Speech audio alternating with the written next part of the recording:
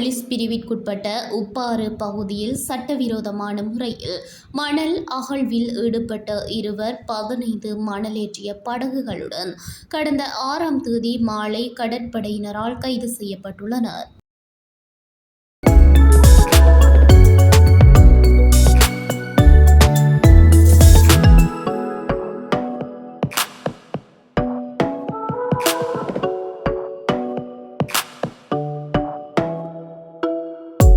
சம்பவம் குறித்து தெரிய வருவதாவது, உப்பாறு கிராம சேவகர் பிரிவில் அமைந்துள்ள ஆற்று பகுதியில் அனுமதி பத்திரமின்றி சட்டவிரோதமாக மணல் அகழ்வு நடைபெறுவதாக கடற்படையினருக்கு கிடைத்த ரகசிய தகவலை அடுத்து மாலை விசேட சோதனை நடவடிக்கையொன்று முன்னெடுக்கப்பட்டது.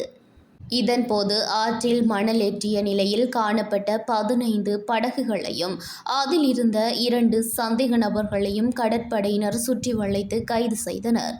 கைது செய்யப்பட்ட சந்தேக நபர்களும் கைப்பற்றப்பட்ட 15 மணல் படகுகளும் மேலதிக சட்ட நடவடிக்கைகளுக்காக கிண்ணியா போலீஸ் நிலையத்தில் ஒப்படைக்கப்பட்டுள்ளனர். இது தொடர்பான மேலதிக விசாரணைகளை முன்னெடுத்து வரும் கிண்ணியா போலீசார் சந்தேக நபர்களை நேற்று 7ஆம் தேதி நீதிமன்றத்தில் ஆஜர்படுத்தியுள்ளதாக தெரிவித்துள்ளனர்.